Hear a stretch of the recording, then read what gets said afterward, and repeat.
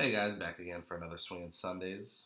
This week we have Matt Kuchar. We're going to be taking a look at kind of a constant theme I talk about, why they're so consistent and why they have such a repeatable swing. Matt Kuchar in himself has a very unique looking swing, but we're going to break it down today and show you how it's not actually as unique as you think. It just physically looks different to the eye. So we'll go ahead and draw him back here. I just have a shaft plane here I drew from the end of the hosel all the way back down to his hip. And then what I drew here along this line was basically a line from the bottom of his spine to the top, to the bottom of his neck there. And then from there I drew a 90-degree angle. So roughly you'd want your shoulders to rotate at a 90-degree angle around your spine so you can keep that as a constant in your swing. So you're going to take note here that his swing, the way he swings the club, it goes under the plane on the way back. But what you're going to notice is when most people do that is they flatten basically their shoulders, the plane of it.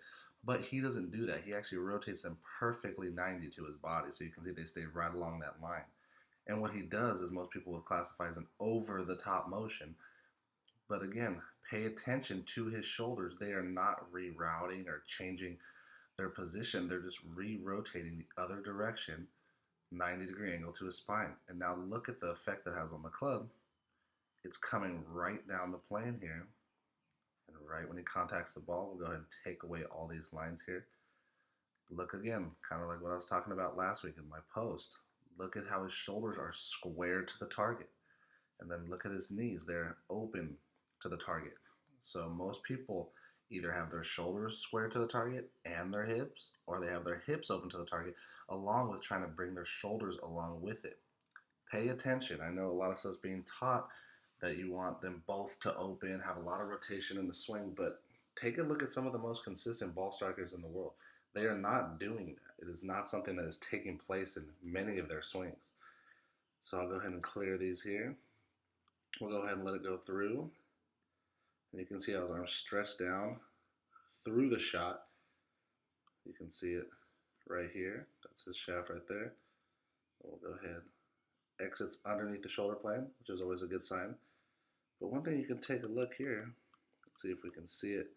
Yeah, we can see it right here. Look at his face. A lot of instructors are trying to have people have their face like this. So their face kind of angled this way. And we'll draw a line to kind of show you. They want it, the face pointing here, being in more of an open position. But Matt just lets his shoulder or his wrist naturally rotate how they're meant to. His club is pointed down here. And yes, he does have a little bit of a stronger grip, but that's neither here nor there on the fact that he does allow his wrist to rehinge. He's not trying to maintain any lag or unnaturally hold that face square through the shot. He, on the way back, lets it hinge into his thumb, and on the way through, he just lets it basically reverse and hinge into the thumb on the way through. So now as he comes all the way through, comes all the way up through the shot. We'll go ahead and take that back real quick. As it comes all the way through that shot, hips level, shoulders almost level there. But again, you're going to notice toe down, weight all the way through that front foot there. His left arm matches basically I'll redo that one again. His left arm matches the angle you saw in his right arm on his backswing. And I'll go show you that, the importance of that.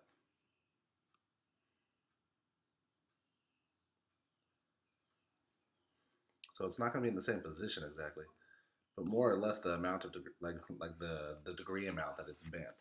So you're going to see how it's a little bit over 90.